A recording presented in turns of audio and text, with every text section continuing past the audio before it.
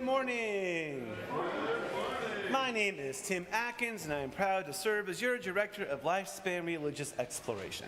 I am both big and tall with brown hair and rainbow glasses, and I'm wearing a pink and blue striped shirt today. Welcome to the First Unitarian Church, where our mission is to explore the eternal, nurture community, and pursue the common good. We welcome you in your brokenness and in your wholeness. No matter who you have been, who you are, or who you are becoming, we greet you today with love. I'd like to extend a special welcome to everyone who is watching us on YouTube this morning. During the prelude, please introduce yourself in the comments and let us know where you're joining from. If you're in Oklahoma City, what neighborhood you're in, or if you're elsewhere, what city you're in. And now, the prelude prepares us for worship.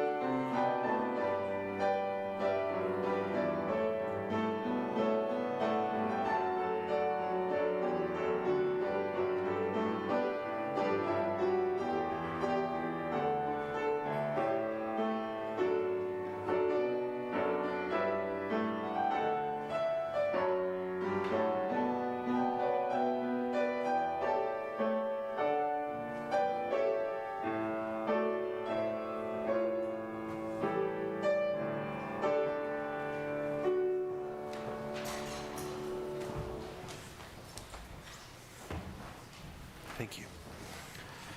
Our chalice will be lit by Barbara Gallivan, whose birthday was yesterday. Happy birthday.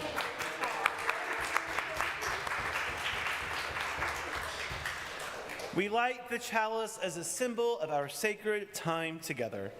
The burning chalice represents the light of reason and science, the warmth of loving community, the cleansing heat of justice, and the flame of hope. Again, welcome. I am Reverend Diana Davies, and my pronouns are she, her.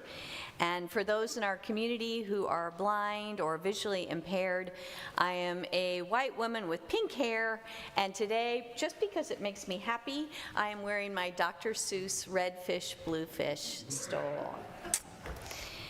At First Unitarian, we share our pronouns and offer self-descriptions as part of our effort to ensure that no one is excluded from full participation in the life of our church. Our ushers today are members of the First Unitarian Alliance. The Alliance meets on the first Tuesday of the month from September through May. They gather near the noon hour for a meal and an informational program, and the presentation is also available online. Past programs have included presentations on Black history, library resources, computer fraud, and mental health. All guests are welcome. Please contact Maureen Harvey if you'd like more information. And Maureen is busily in the kitchen. Yeah, she's working away in the kitchen today, so you can find her later. I also have some very happy news. We have a brand new member. Ed Pope has signed our membership book just this morning. Ed, back here.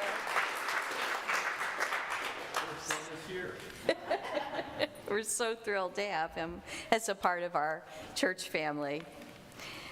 Our opening words this morning are from the great American dancer and choreographer Martha Graham.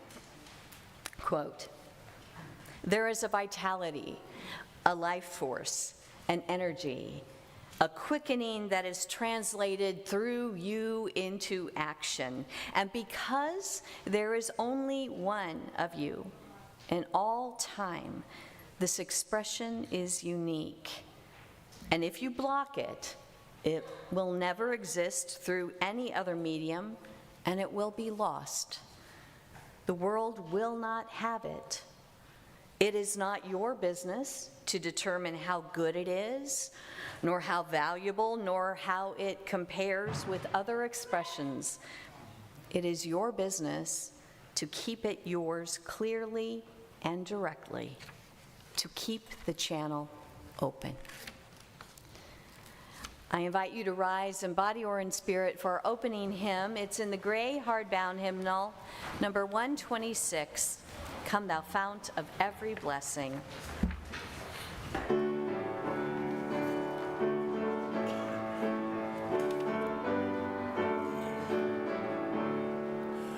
Come thou fount of every blessing, to the heart to sing thy grace.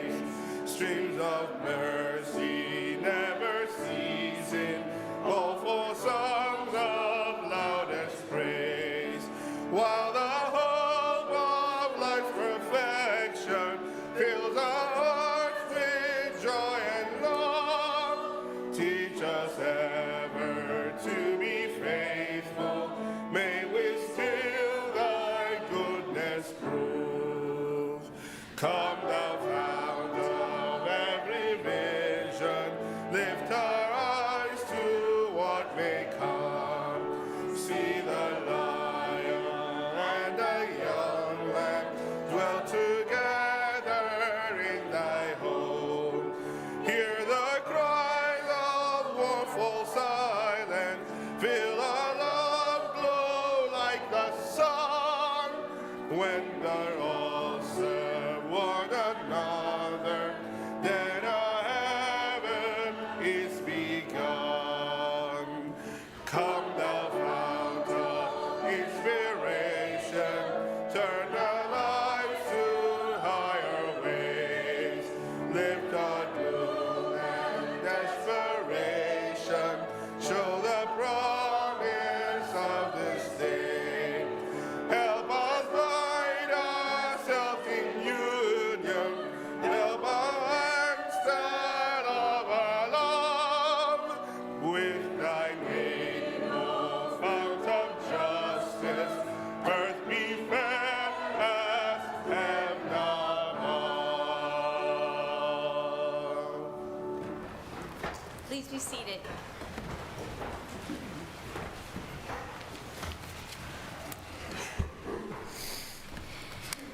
We are called by the principles of our faith to embrace and affirm the inherent worth and dignity of all people.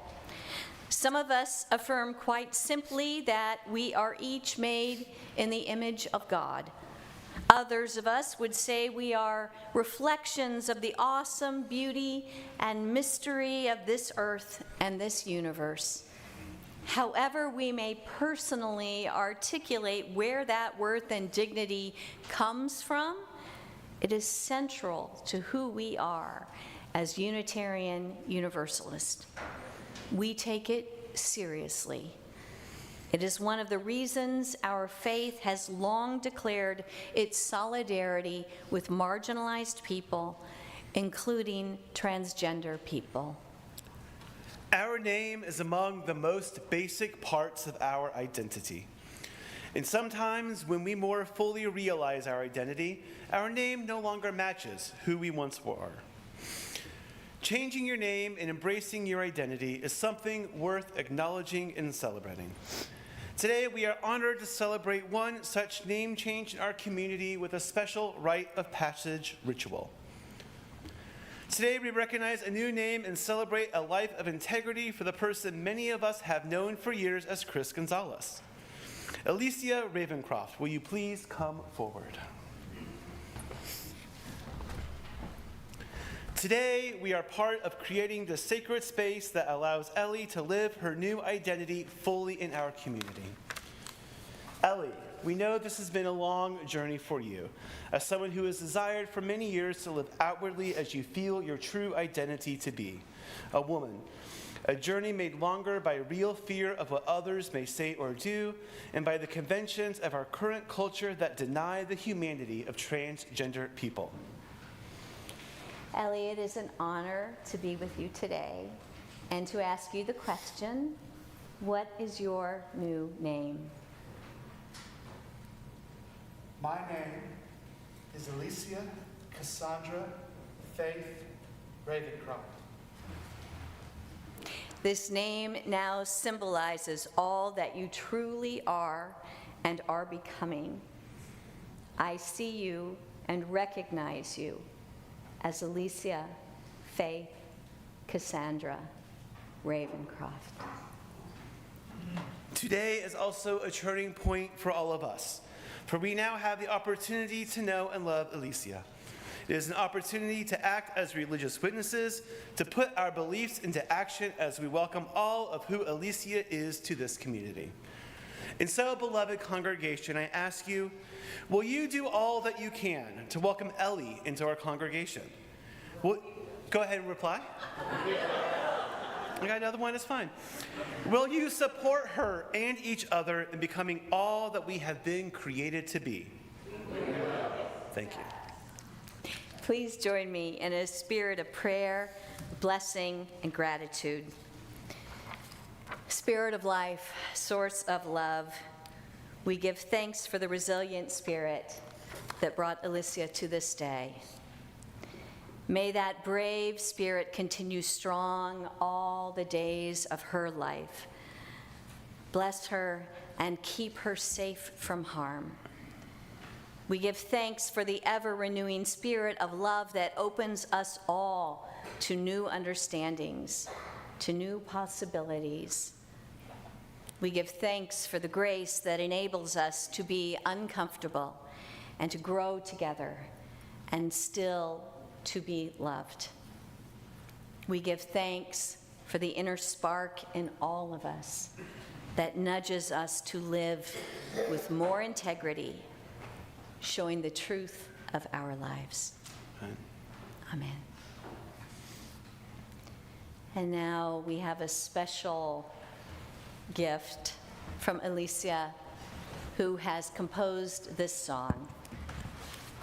So when Reverend Diana mentioned the possibility of doing a naming ceremony, I said, well, then clearly I have to write a song because that's just kind of how I deal with things. So I wrote one kind of specifically where the first verse is me as a young man singing into the future, hoping that the world changes. And then the second verse is me as I am now, letting them know that we made it. And I'd like to thank Miss Wendy Pitt for being kind enough to help me with some accompaniment for this song. And thank you for letting me.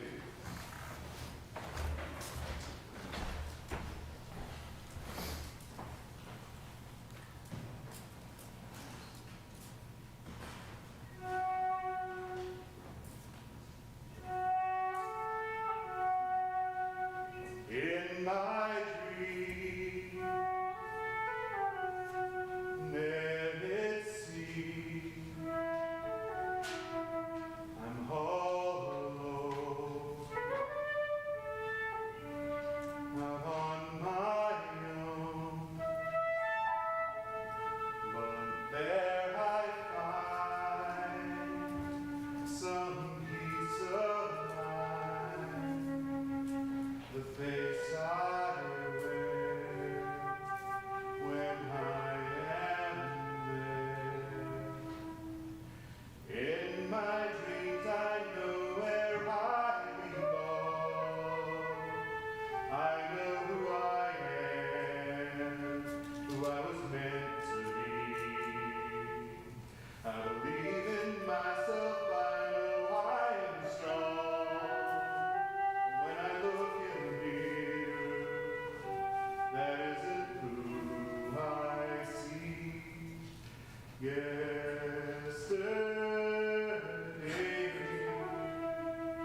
the world had seemed so clear. But along the way, we got lost in doubt and fear. If tomorrow comes, I hope you're free to make your choice. And we finally find a way to hear your voice.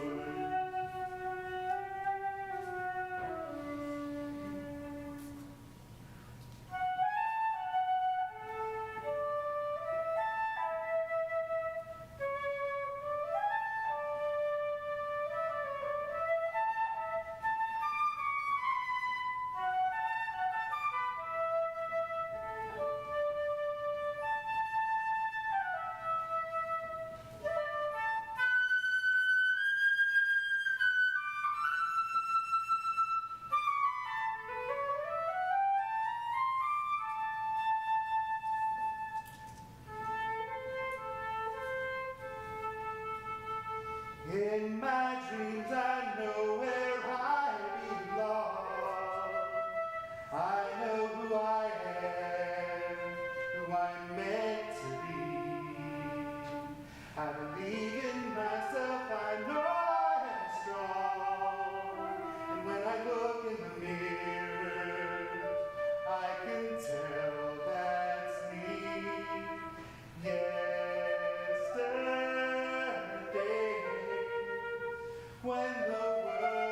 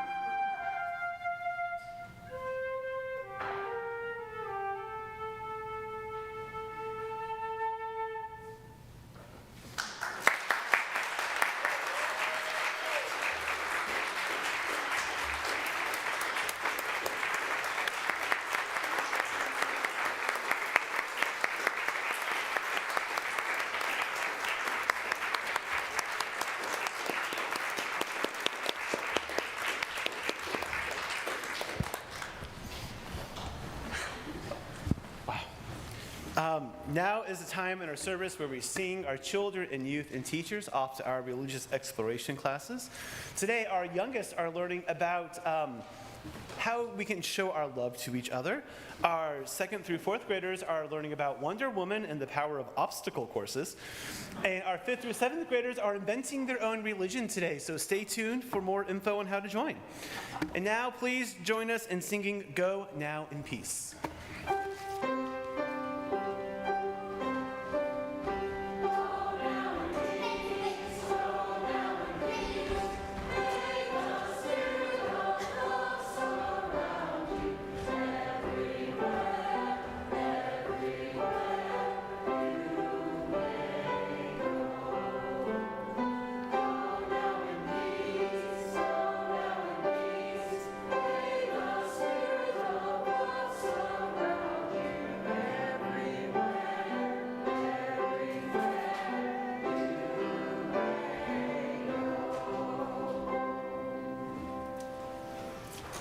Good morning. I'm Suzanne Broadbent. I'm a member of the Committee on Ministry. The Committee on Ministry is to monitor on a regular and continuing basis the effectiveness of the church's ministry so that we as a congregation can grow into our full potential and fulfill our mission. Any questions about the role of the Committee on Ministry, any concerns, praise, or ideas about the ministries of the church are welcome. You please feel free to reach out to any member of the committee who are Lori Jervis, Tom Perriam, Liz Pilar-Little, Derek Wagner, John Schneider, and me. I forgot to introduce myself further than just my name. I'm Suzanne. Pronouns are her, she, hers. And I am an elderly white woman. I know, you don't believe it, but it's true. It's true. I can't believe it, actually. Anyway, so I'm wearing my usual black today, but I have spiced it up a bit with a scarf with big yellow flowers in a nod to coming of spring and the little daffodils and crocuses that are beginning to peek out. So, spring is on the way. Every Sunday, we take an offering. Since 2002, all the cash and designated checks from that offering have gone directly to external nonprofit organizations doing good work. They are known as our Change for Change partners. For the month of February, our Change for Change partner is Exodus House. The Exodus House is a key part of criminal justice and mercy ministries. Its mission is to offer opportunities for ex-offenders to have a healthy, nurturing, and accountable environment where they may begin their lives again. For those who are in the sanctuary with us today, in just a moment we will be passing the offering plate. We know that many prefer to mail in a check or make donations to Change for Change online. Gifts can always be made by mailing a check to First Unitarian, just write Change for Change on the memo line, or make an online payment through our website, oneuc.org. We appreciate your generosity.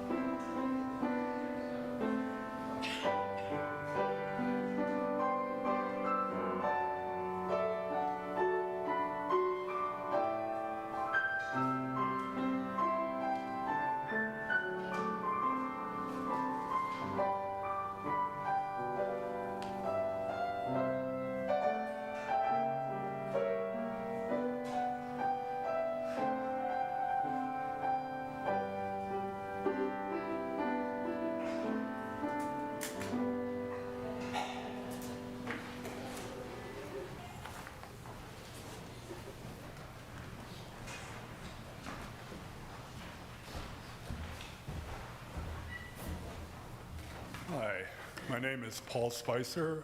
My pronouns are he and him. And for those of you who can't see me, I'm in my 50s, of European ancestry. I have a thinning ponytail, closely cropped gray beard, and today I'm wearing a long sleeve gray t-shirt and navy jeans. More importantly, I'm the chair of the Stewardship Committee this year, and that's what I'm here to talk to you about. My sincere thanks to those of you who have already pledged. As of this morning, we have pledges totaling $192,460. This is certainly worth celebrating.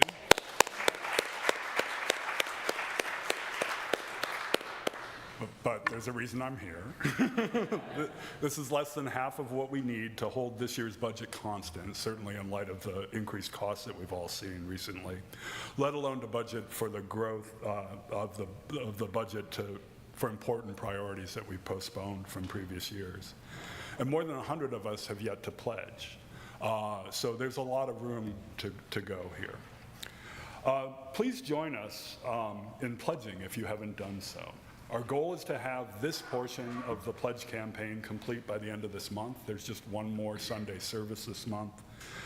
In the last newsletter, we included the link to the electronic pledge form, as well as a QR code designed by our very own Reverend Diana to reflect our theme of supporting what you love. If you prefer paper, I'm sure we can get you a copy of the paper form after the service. You should have one or two from our mailings over the past couple of weeks. You can just bring that back with you next week. You can mail it in. We'll also be including the link in the QR code in next week's newsletter as well. We really want to make this as easy as possible. Our church is entirely self-supporting, and with our commitment to devote our plate collections to social justice work of others in our community, the pledge is really all we have to develop the budget for next year. I know that our Finance Committee is eager to get to work on next year's budget, which we will vote on at our annual meeting this spring.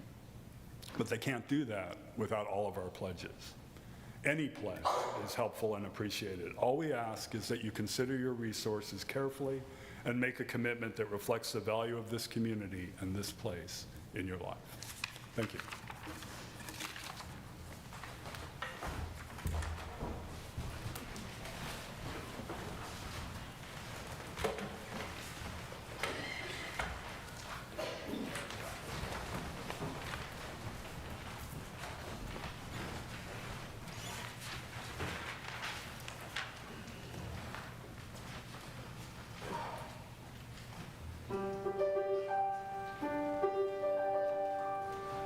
We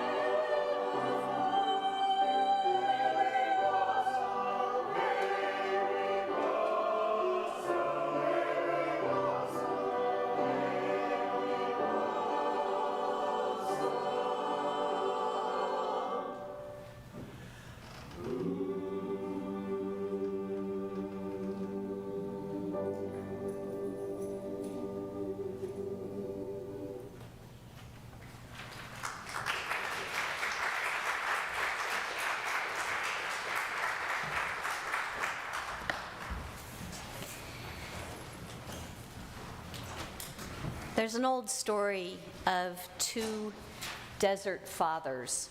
Those were the early Christian hermits who retreated to the Egyptian desert. The younger one says to the elder, "Father, according as I am able, I keep to my little rule and my little fast, my prayer, meditation, and contemplative silence. And according as I am able, I strive to cleanse my heart of thoughts. Now, what more should I do?" And the elder rose up in reply and stretched out his hands to heaven. And his fingers became like 10 bright candles. And he said, "Why not become fire?" In this story, becoming fire means to burn so hot with the love of God that it ignites the whole world. We can extend this vision to say that when we tap into that internal fire of passion and commitment, we can set the world ablaze with justice, liberty, beauty, and courage. Inside each one of us, even when we're feeling down or tired or frail, there is life, a vitality, a fire that is burning to find expression in the world. I invite you to join me in meditation to pay attention to that fire. I invite you to become comfortable, maybe let the eyes close, or be softly focused. Take a deep breath.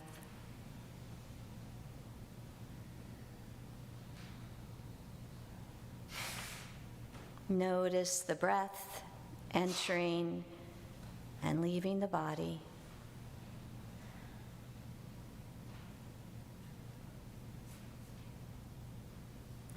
I invite you to take 2 fingers and place them on your pulse.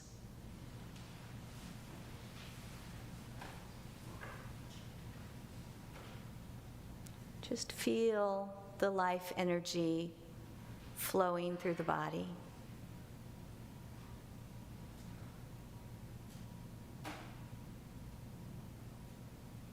And then I invite you to bring your hands to your heart, feeling your heart beat.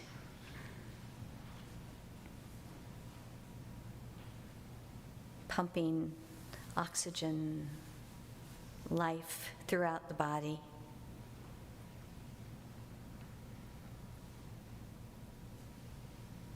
And still with your hands on your heart, I invite you to explore beyond the physical and ask, what curiosity, what creative spark, what ache is burning that seeks expression?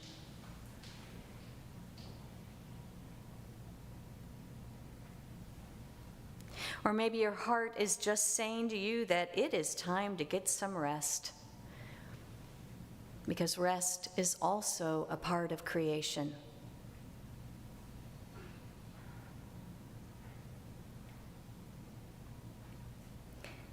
And I invite you now to bring to mind one very small way you might honor that life force, that creative energy. Maybe you'll write a poem or join a protest or sign up for a painting class or write a love letter. Or maybe you'll just set aside some time to rest so the energy can flow again at a later time. Whatever your heart is calling you to do, I invite you to see yourself doing that thing.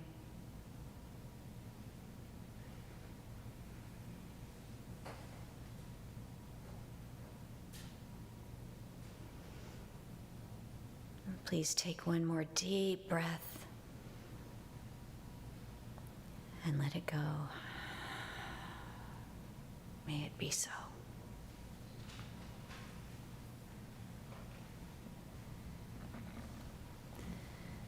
The first time I went to Spain, I was traveling alone, experiencing all of the frustrations, the scary moments, and the self-paced luxury of solo travel.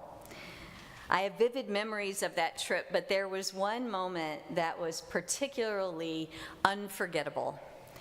One night in Seville, I was walking through the winding alleys of the old town when I suddenly heard an old woman singing from an open window as she was doing the dishes.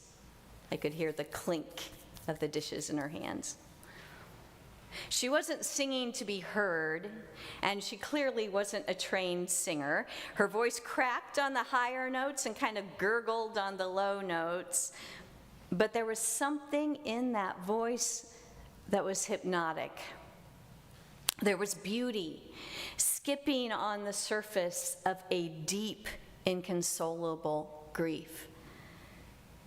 It was both otherworldly and profoundly human.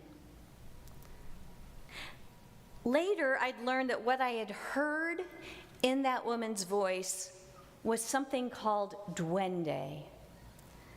Spanish poet and philosopher Federico Garcia Lorca described Duende as a mysterious force often associated with bullfighting and flamenco. Duende isn't something that a person acquires through practice or training. It isn't about control. It requires raw emotion, vulnerability, and an intimacy with mortality. Lorca wrote, quote, "The Duende is a power, not work. It is a struggle, not thought. The Duende climbs up inside you from the soles of the feet. The Duende doesn't come as an angel bringing peace and light. It is more like an ancient deity that lives in the blood, in the guts, in the legs, and below the feet in the earth itself. It is a force that rises from below." I once saw a flamenco dancer, an older woman whose feet flew impossibly fast, whose face was contorted with this kind of ecstatic grimace, who dripped with sweat, who clearly did not give a damn about being pretty. That woman had Duende. Years after first encountering Duende, I read a book that has become scripture to me.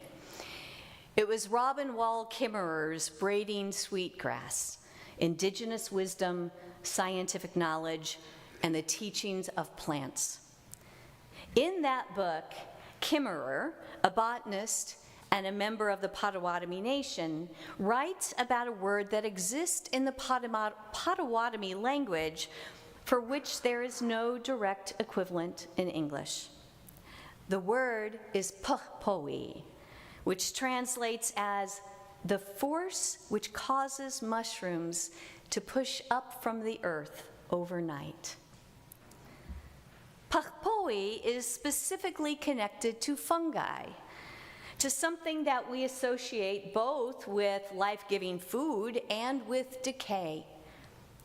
Like Duende, Puhpowee is a life force that bears an intimate relationship to death, to mortality, to the constant flux of creation and decomposition and transformation. Now, Duende and Puhpowee are not interchangeable terms. They come from very different cultures and different contexts. Duende is deeply human, connected to human feeling. Duende manifests primarily through art, in the art of the toreador, the flamenco dancer, the poet. Puhpowee, on the other hand, is a natural force that exists in everything. including the mushrooms. Where the two concepts seem connected, to me, is in the way that they function as powerful forces that rise from the earth, from the feet, from the depths of the human heart, and that laugh both with and at death. I find great value in both concepts as a way of understanding something that in English is hopelessly dry and boring, the concept of a calling. Now, often we hear about something like a higher calling. What Duende and Puhpowee offer is more of a lower calling, which I, for one, find much more relatable. In seminary, we spent endless hours writing essays about our call to ministry, doing something called discernment. There are many professions that a person might choose because they're interesting or financially lucrative, or because a person has relevant skills. But ministry is still seen as a profession to which one is called. Now, that's a tricky term because we use it in different ways. When I came to First Unitarian as your minister, it was because you called me. More than simply hiring me, you extended an invitation and a commitment that we would share a ministry based in mutual care, accountability, and the prophetic challenge to grow together, to support one another in our personal and spiritual transformation. But then there's that other kind of calling that goes beyond the profession of ministry, that higher calling again. Now, I suppose a higher calling is also a kind of invitation to growth and transformation, but the question is, who exactly is doing the calling? In Christianity, by and large, a person is called by God.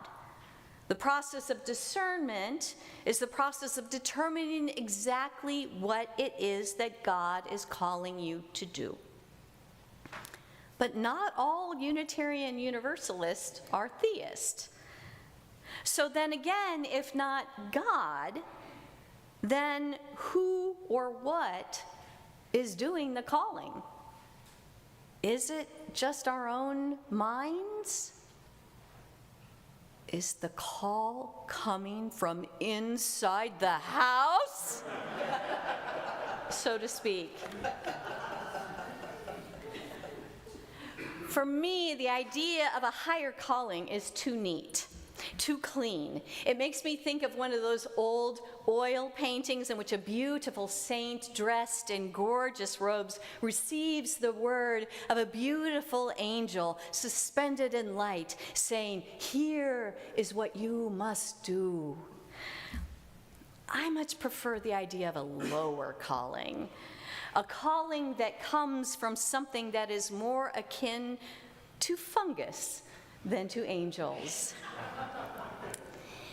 In my own life, I've never experienced the voice of God or any other deity or power telling me what I should do, which path to take, or how to make a particular life decision. But I have experienced something that is more like Puhpowee. After all, mushrooms don't come from nowhere. Mushrooms are only the fruit of vast fungal networks called mycelium that mostly remain invisible but are all around us. Mycelium is this dense mass of thread-like tissues called hyphae. These hyphae networks can stretch across hundreds of meters and can live for hundreds of years. The largest known living organism on Earth is a honey mushroom fungus in Oregon that weighs between 7,500 and 35,000 tons and is over 2,000 years old. Some scientists think it may be up to 8,000 years old. In his book, Entangled Life, Merlin Sheldrake describes how the mycelium of some fungi grow into fairy rings that can stretch for miles underground and then suddenly somehow produce a circle of mushrooms in a synchronized flush. And when this happens, it can feel like magic. There's a reason they're called fairy rings. I remember, incidentally, during my first September at First Unitarian, the membership committee hosted an ice cream social, and they put a big banner out on the front lawn advertising the event. And I came to church one morning, and I saw that there was a perfect circle of white mushrooms looking eerily like vanilla ice cream cones surrounding that banner. And a part of me wondered, what does this mean?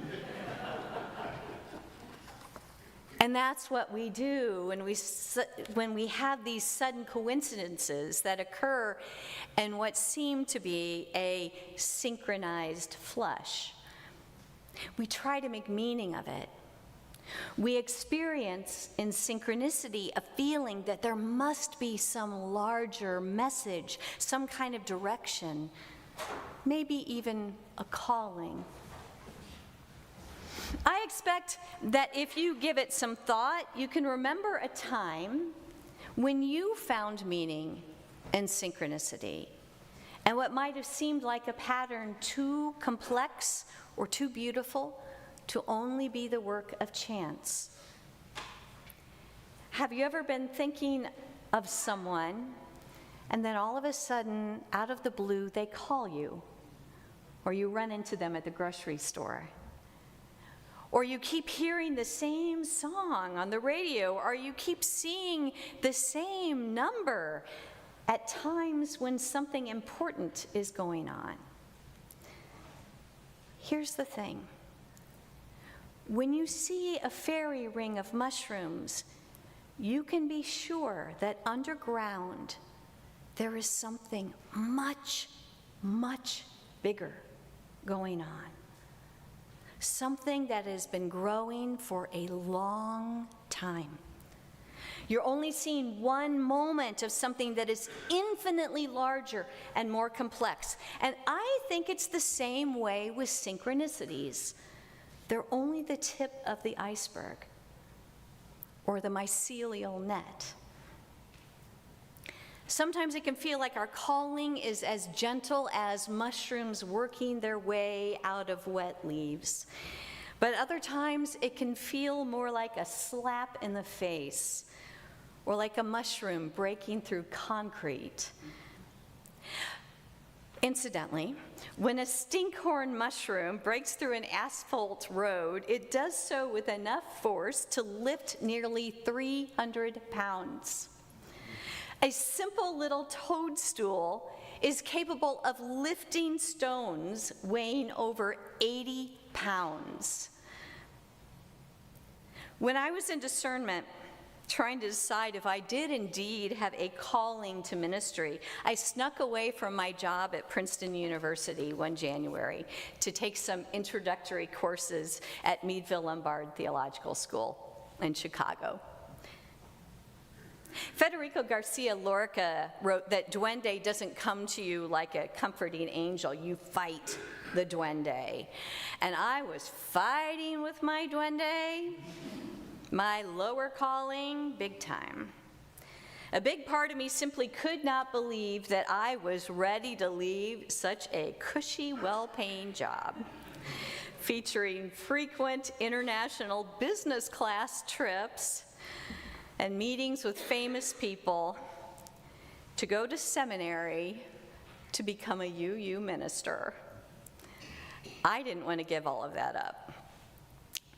So I'd arrived in Chicago, and I was taking the Blue Line train from O'Hare. And I'd started studying to become a yoga teacher as a kind of a precursor to ministry. And at that time, I was deep into reading yogic philosophy. One concept I really struggled with was something called Ishvara Pranidhana, which is liberation through surrender, being guided by the sacred power of life. Surrender was a concept I didn't like. It felt too much like losing. Well, anyway, on the train that day, I was trying to think all these big, deep thoughts, but I kept getting distracted by this young man in an oversized hoodie who was talking with someone very loudly on his cell phone. He made the most frequent and creative use of the F word I have ever heard. I was seriously annoyed. And then it was my stop. So I gathered up my things and I got to the door as quickly as I could, and I threw my suitcase out onto the platform. But as I was stepping out, the door suddenly slammed shut, and my shoulder bag was stuck inside. My bag, which contained my laptop, my phone, my wallet, my money, all my stuff. Now, in retrospect, the thing to do would have been to just let it go, just to work my arm out of the strap. But instead, I just kept pulling as hard as I possibly could and getting the strap wrapped tighter and tighter around my arm. And I kept thinking, surely somebody is going to see this. Somebody's going to see what's happening, and they're going to tell the conductor to stop the train. But that did not happen. And I knew that pretty soon it was going to start moving, and I would be dragged along. But just then, that annoying young man got up and walked slowly to the door as if nothing was wrong, and reached up and hit the emergency button. The doors opened, I went flying back and landed on the platform in all that Chicago slush. And the last thing that I saw as the train pulled away was that young man's angelic smile. If that wasn't the universe telling me to let it go, I don't know what it was. I was called to parish ministry, and now I'm being called to something else. Still a ministry, but a different kind. This time for me, there was no dramatic aha moment, no toadstool crashing through stone.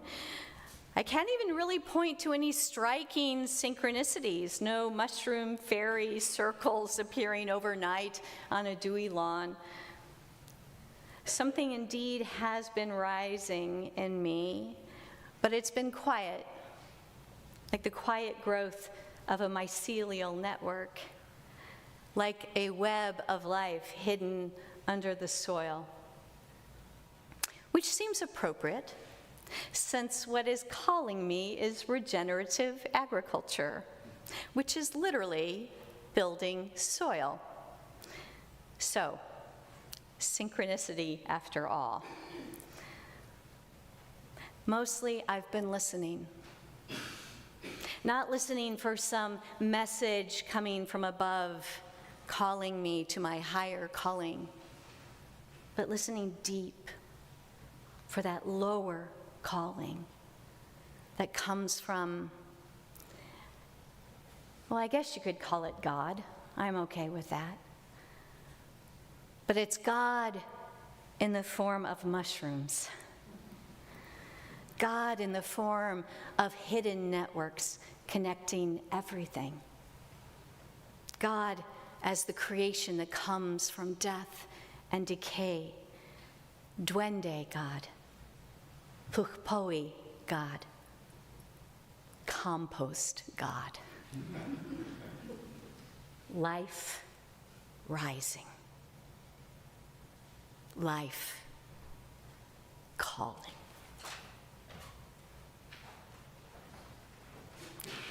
And would you please rise in body or in spirit for our closing hymn.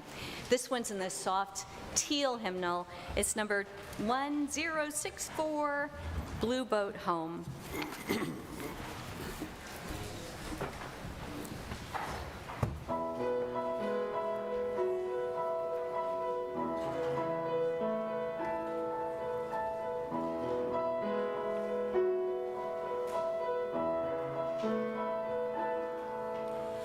Below me I feel no motion, standing on these mountains and plains, far away from the rolling ocean.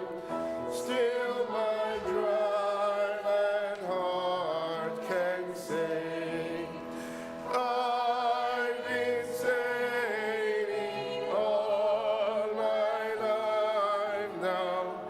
Never harbor or port have I known.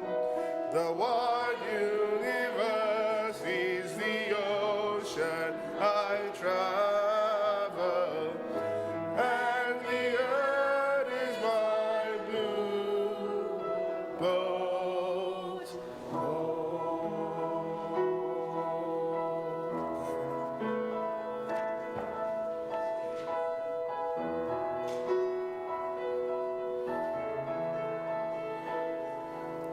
Sun, my sail, and moon, my rudder, as I fly the starry sea, leaning over the edge in wonder, casting questions into the deep, drifting here with my ship's companions, all we kindred pilgrim souls, making our way by the lights of the heavens in a beautiful blue boat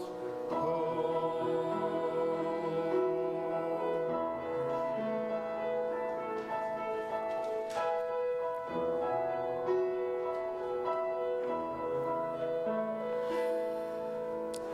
I give thanks to the waves upholding me. Hail the great winds urging me on. Greet the infinite sea before me. Sing the sky my sailor song. I was born upon the fathoms, never harbor or port have I known. The wide universe is the ocean I travel, and the earth is my blue boat home.